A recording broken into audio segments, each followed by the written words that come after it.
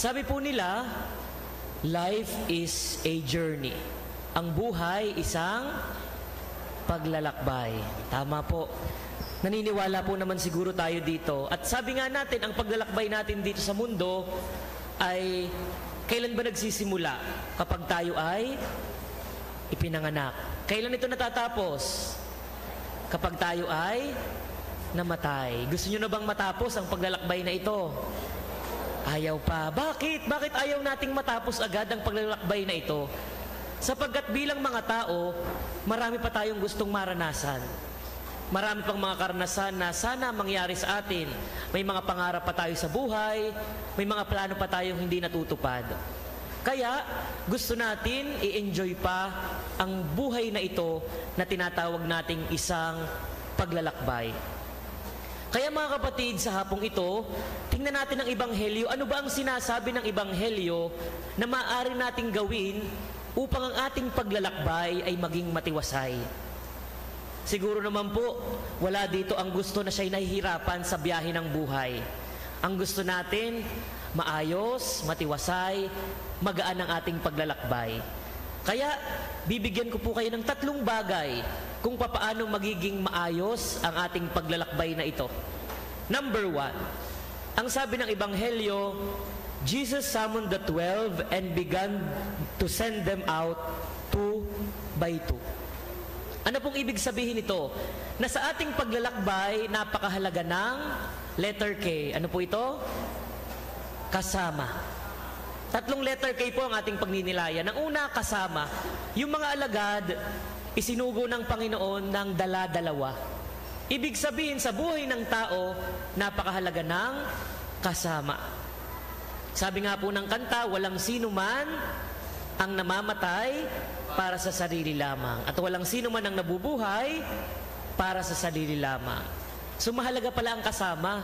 At alam ko, pwede nating balikan, sino ba yung mga tao na pwede nating pasalamatan? Yung mga nakasama natin sa paglalakbay na ito. Dahil hindi natin maaabot ang kinalalagyan natin ngayon kung wala sila. Pwedeng yan na yung inyong mga kaibigan, katrabaho, kaklase, maging ang inyong mga anak, o kayo bilang anak ang inyong magulang, asawa. Mga kapatid, kailangan natin ng kasama sa paglalakbay ng buhay. Sabi nga natin, no man is an island. Alam niyo mga kapatid, meron akong paboritong African proverb. Ang sabi dito, if you want to go fast, travel alone. But if you want to go far, look for a companion. Kung gusto mong makarating ng mabilis, maglakbay kang mag-isa. Pero kung gusto mong makarating ng malayo, maghanap ka ng kasama. Mga kapatid, akala natin ang buhay pabilisan. Pero ang buhay hindi po pabilisan. Kaya tayo naiinggit sa ating kapwa. Tinitingnan natin yung kanilang progress. Buti pa yung kapitbahay ko, nakapagpatayo na ng negosyo. Buti pa yung kaklase ko, tapos na sa kanyang ginagawa. Yung isa kong kaibigan, napakaganda na ng bahay. Dahil akala natin ang buhay ay pabilisan sa pag-abot ng mga pangarap. Pero hindi po, ang buhay ay palayuan ng mararating. At para malayo ang ating marating, anong ating kailangan? Kasama. Yun po ang unang letter K. Number 2, pinagpatuloy po ng ating Ebanghelyo sa Tagalog, kasi Tagalog yung aking pinagnilayang kanina, at binigyan niya sila ng kapangyarihang magpalayas ng masasamang espiritu. He gave them authority over unclean spirits. So sa ating palang paglalakbay, binigyan tayo ng Diyos ng pangalawang letter K. Ano po yun? Kapangyarihan. Anong kapangyarihan ang ibinigay sa atin? Kaya ba nating magpalayas ng masasamang espiritu? Tayo ba'y marunong mag-exercise? Marahil hindi yun ang kapangyarihan ibinigay ng Diyos. Pero lahat tayo may kapangyarihan. Ano yun? Yung kapangyarihan na we have the power to create a difference. Yun po ang kapangyarihang ibinigay ng Diyos. We have the power to make this world a better place. Kaya po natin yan. Binigyan tayo ng Diyos ng kakayanan na baguhin ang mundo, na ayusin ang mundo.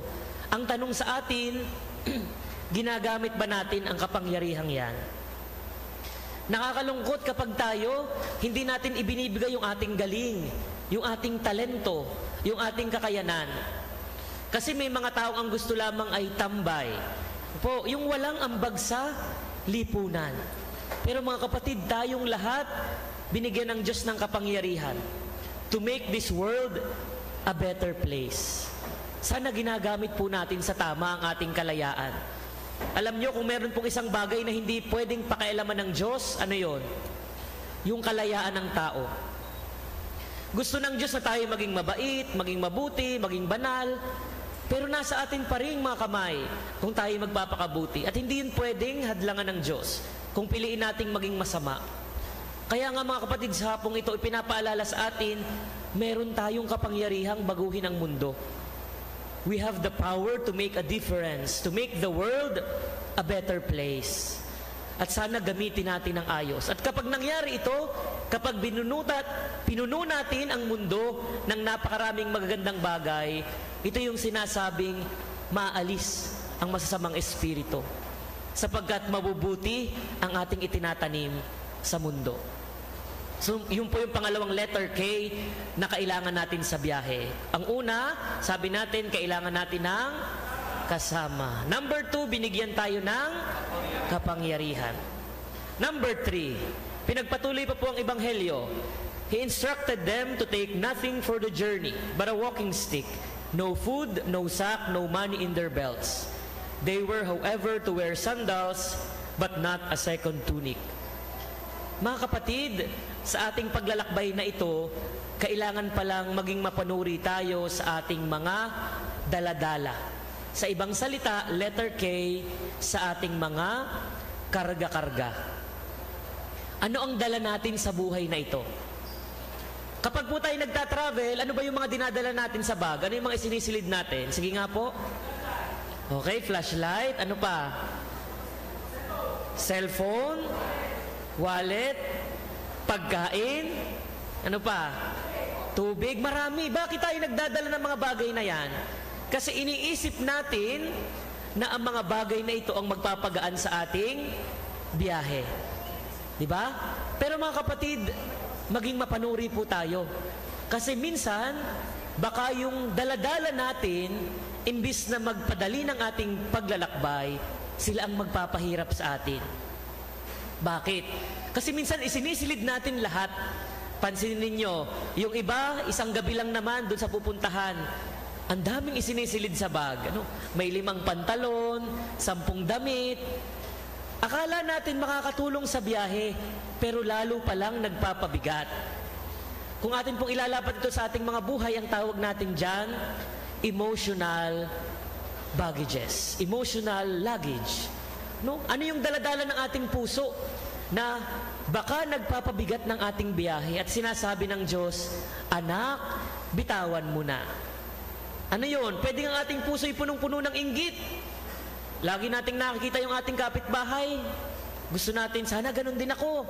Sana ganun din yung nararating ko. Minsan ang ating puso, punong-puno ng galit. Lahat, inireklamo natin yung maliliit na bagay. Lahat nakikita natin, pangit, masama. Baka po ang ating puso'y ganyan. O, baka ang ating puso'y punong-puno ng takot. Lagi tayong nag-aalala. Nung isang araw, lumindol sa ibang bansa, naku, susunod na ang Pilipinas. Lagi tayong takot na takot sa buhay. Mga kapatid, ano ang ating karga-karga? Ano po yung daladala ng ating puso? Paalala ng Panginoon, huwag na tayong magdala ng kung ano-ano. Bitawan na natin ang mga bagay na yan. Bakit? Kasi kapag punong-puno na ang ating puso, wala na pong puwang ang biyaya ng Diyos. Alam niyo po yung kantang Buksan? Alam niyo po ba yon? Hindi ko nakakantahin at baka umulan. Pero ang sabi po sa kanta, basong may tubig, lagyan mong muli. Aapaw dahil wala nang silid. Ang pusong may galit, di maaring umibig. Bulag sa wasto, alipin ng isip. Kita niyo po, kapag ang baso puno ng tubig, wala nang mailalagay. Ganon din po ang ating mga puso. Kapag ito'y kargado ng galit, puot, takot, inggit, hindi na makakadaloy, wala nang sisidlan ang biyaya ng Diyos. Mga kapatid, ihabilin na natin sa Diyos lahat ng nagpapabigat sa ating mga puso. Tayo naman pong lahat ay may problema. Sino ba ditong walang problema? Lahat tayo may iniisip sa buhay. Pero kapag marunong tayong ipaubaya sa Diyos ang lahat, gagaan ang ating paglalakbay. Ano po ba ang itsura ng mukha kapag ang isang tao ay maraming dalang bag? Ano pong itsura? Di ba parang hindi maipinta, nakabusangot ang mukha? Ibig sabihin, mabigat na mabigat ang iyong dala. Tingnan nyo nga po ang inyong katabi. O, anong itsura ng mukha? Ito ba itsurang maraming daladala sa buhay? Di ba? So, ibig sabihin, nakikita sa ating mga mukha kung papaano natin dinadala ang ating buhay na ito. Kaya, ang paanyaya sa atin mga kapatid, kung merong takot sa iyong puso, lungkot, inggit, bitawan mo na. Kasi sabi nga po natin, minsan, para makarating sa iyong pupuntahan, kailangan meron kang mga bagay na bibitawan. At yung mga yon, yung mga nagpapabigat, bitawan mo na. Kaya ang hirap minsang maglakbay. Kaya hirap na hirap tayo. No? Ang hirap umusad sa buhay kasi baka marami tayong dala na nagpapabigat sa ating buhay. Mga kapatid, ngayong araw na ito, araw ng linggo, 15 linggo sa karaniwang panahon, ito po ang ipinapaalala sa atin ng Ebanghelyo. Ang sabi natin, ang buhay isang paglalakbay.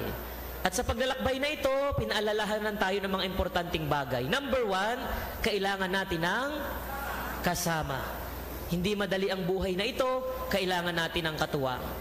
Number 2, sa paglalakbay na ito, binigyan tayo ng kapangyarihan. We have the power to make a difference. Sana gamitin natin ng tama.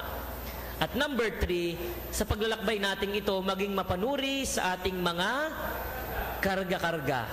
Dahil baka imbis na napapadali ang ating biyahe, lalong bumibigat dahil punong-puno ang ating puso ng kung ano-anong mga negatibong bagay. Mga kapatid, sa pagpapatuloy po ng pagdiriwang, ipagdadasal po natin ang bawat isa. Lalong higit, yung mga unang-una, yung mga taong pakiramdam nila wala silang kasama. Yung akala nila walang nakakaalala at nagdadasal sa kanila. Number 2, ipagdasal din po natin yung mga taong hindi ginagamit ng ayos ang kanilang mga kakayanan. Na sana ma-realize nila na they can make a difference. At number 3, ipagdasal po natin lalong higit yung mga taong hirap na hirap sa mga panahong ito dahil napakadami nilang karga-karga sa kanilang puso na nagpapabagal ng kanilang biyahe tungo sa kabanalan. Muli ang ating pong panalangin sa bawat isa. Pagpalain po tayo ng ating Panginoon.